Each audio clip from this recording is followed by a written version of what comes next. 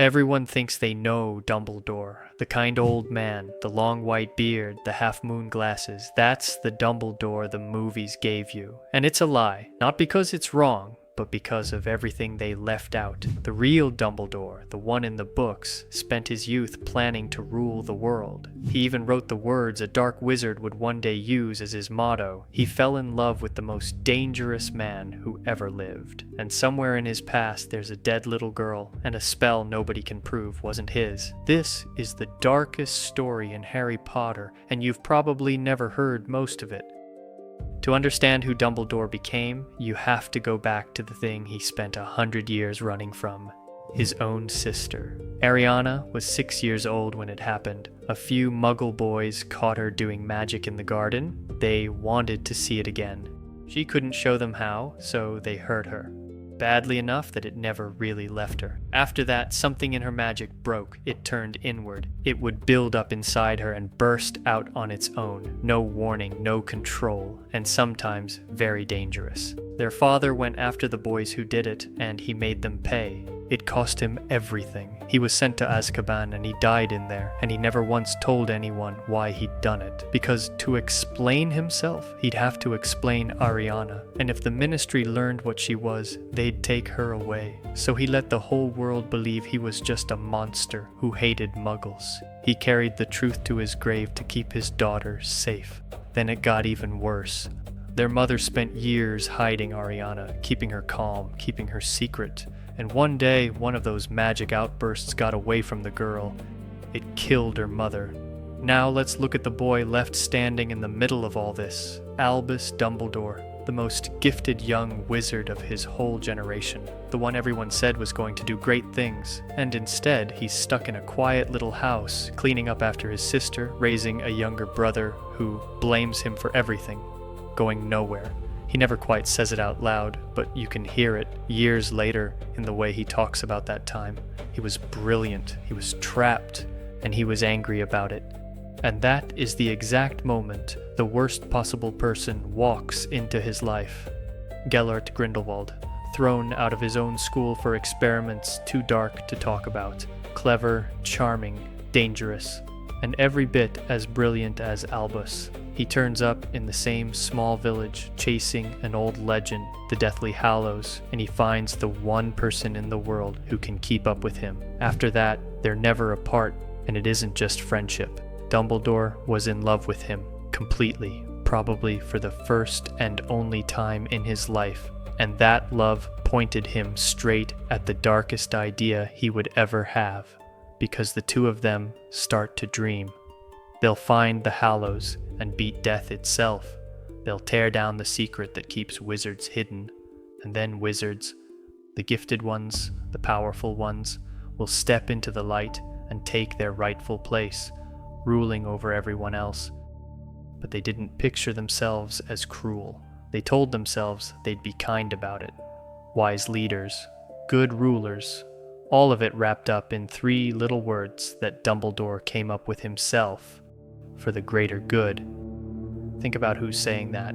This is the man who spends 7 books teaching Harry that love is the most powerful magic there is, and as a teenager, he was writing the slogan for a wizard takeover.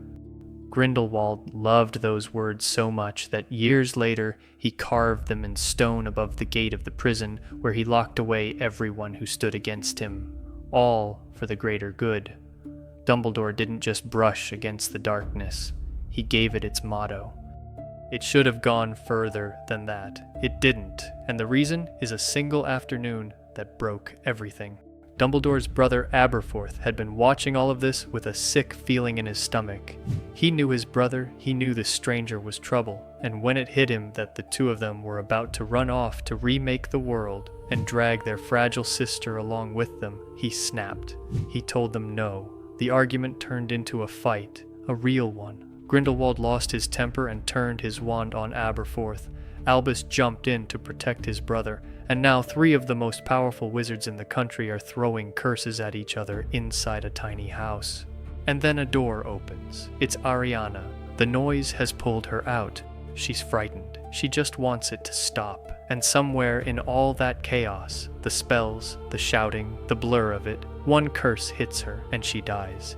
Here's the detail that poisoned the rest of Dumbledore's life. Nobody knew whose spell it was. Not Aberforth, not Albus, not Grindelwald. 3 wands, 1 dead little girl, and no way to ever tell which one did it. Which means, for the next 100 years, Dumbledore had to live with a question he could never answer.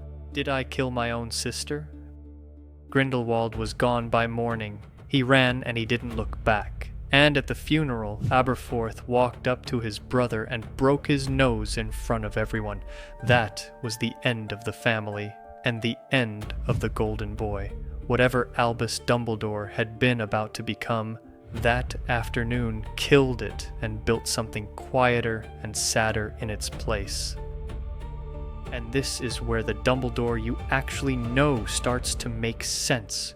Grindelwald didn't stop. He became exactly what you'd fear, the most dangerous dark wizard the world had ever seen, right up until Voldemort came along. Armies, terror, a whole continent living in fear of him, and the one man who could have stopped him just didn't. For years, Dumbledore, the great hero, avoided that fight like his life depended on it, not because he was scared of dying, because he was scared of what Grindelwald might tell him, the truth about who really killed Ariana, and under that, something worse. Part of him still loved the man he'd have to destroy. How do you raise your wand against the only person you ever loved? But there's also a second reason. The 8 films never mention it, but the Fantastic Beasts movies did. Back when they were young and in love, Albus and Gellert made a promise. And they didn't just say it, they locked it in with magic. One night they cut their hands, mixed their blood, and sealed it inside a tiny vial. A blood pact, an oath that the two of them would never, ever fight each other.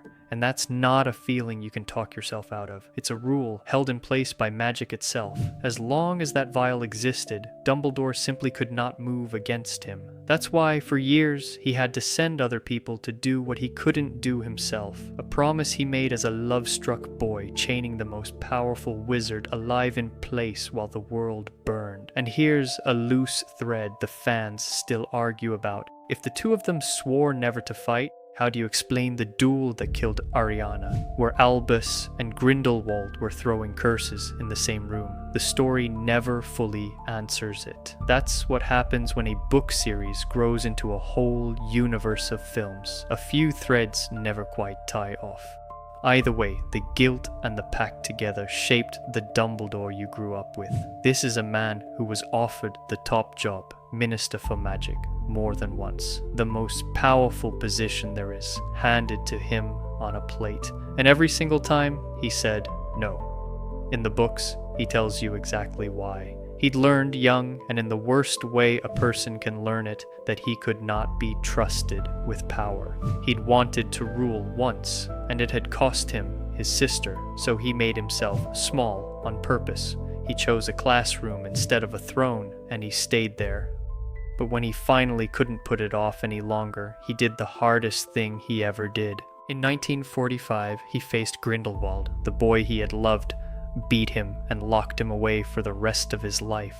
The history books call it the greatest duel that ever happened. The movies turn it into a quick note about who owned a wand, but take away the wand lore and look at what it really was.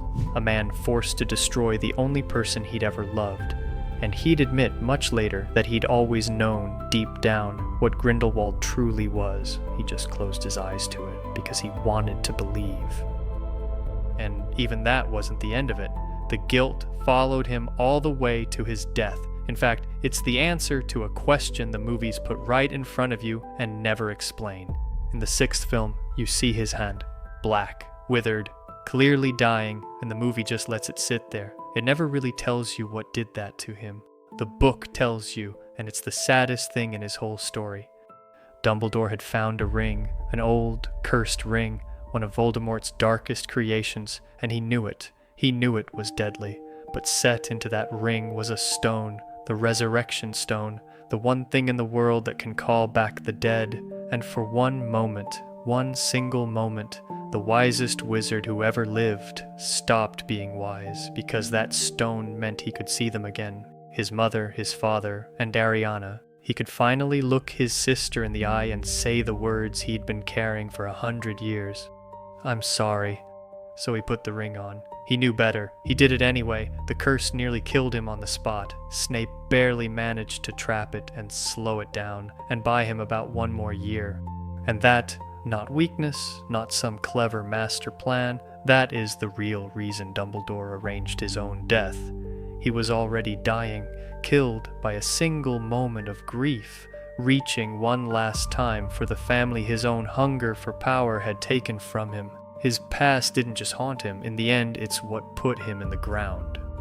So that's Dumbledore, the real one, a grieving, brilliant, dangerous man who once dreamed of ruling the world, who wrote a dark wizard slogan, who lost his sister to his own ambition and could never be sure it wasn't his own hand that killed her, and then spent the rest of his life paying it back, saying no to power every time it was offered, teaching children instead of ruling nations, playing the kind old mentor so well that almost no one ever guessed there was anything underneath.